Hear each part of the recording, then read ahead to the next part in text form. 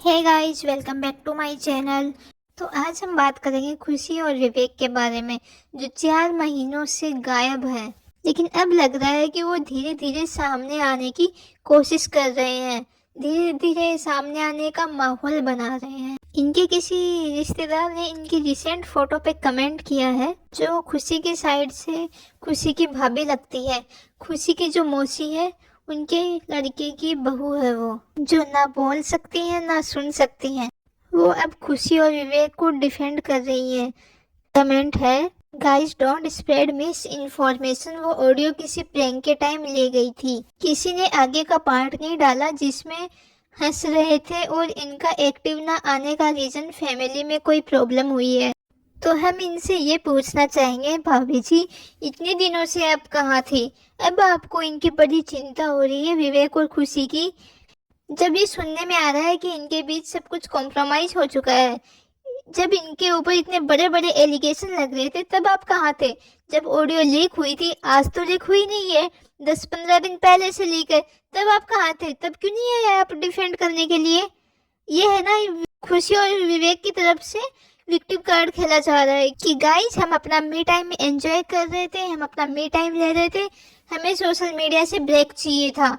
तो भाई साहब, आप स्टार्टिंग में यूट्यूब के कमेंट्स डिलीट कर रहे थे, तब आप डायरेक्ट एक इंस्टा पे एक फोटो लगा सकते थे कि हाँ गाइस हमें अपना मी टाइम चाहिए। लेकिन इनको तब इतनी हाइप कैसे मिलती? किस किस चीज का क्लैरिफिकेशन दोगे विवेक बाबू? खुशी और विवेक के पापा की ऑडियो लीक हुई थी, और अब ये कह रहे हैं कि वो प्रैंक था।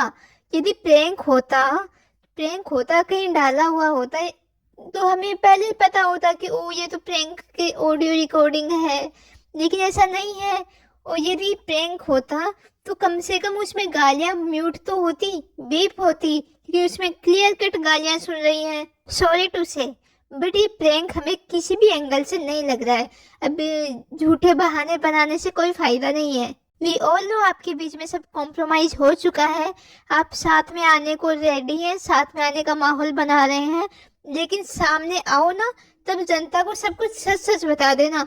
ये मत कहना कि ये प्रैंक था, क्योंकि जनता सिर्फ सच जानना चाहती है। सच बोलोगे तो जनता आपके साथ रहेगी, झूठ बोलोगे तो पहले 12,000 व्यूज आते थे, अब 2,000 आएंगे। इसलिए सब कुछ सच सच बता देना कि हमारे बीच में डिफरेंसेस आ गए थे, बट अब हम ओके हैं, अब हम साथ रहेंगे, हम एक दूसरे के बिना नहीं रह सकते and blah blah blah. VK fame. और दूसरी बात, खुशी की बहन ने, सिमरन सिमरन ने आपको और आपके पूरी फैमिली को अनफॉलो कर दिया था विवेक। उस बारे में क्या कहेंगे विवेक और खुशी, आप दोनों? कि गाइस वो तो हमने यूं ही कर दिया था, आप लोगों के साथ प्रैंक कर रहे थे। हाँ हाँ हाँ, हमें बड़ा अच्छा लगा प्रैंक, लेकिन हमें मजा बिल्कुल नहीं आया। वही लोग ये भी कह रहे हैं कि 3 महीनों से जब इतने गंदे गंदे कमेंट्स आ रहे थे, तब आप कहाँ थे? खुशी ने जो एफआईआर कराई थी और उसकी जो कॉपी वायरल हुई थी, तब आप कहाँ थे? उस चीज के बारे में आप क्या कहना चाहेंगे?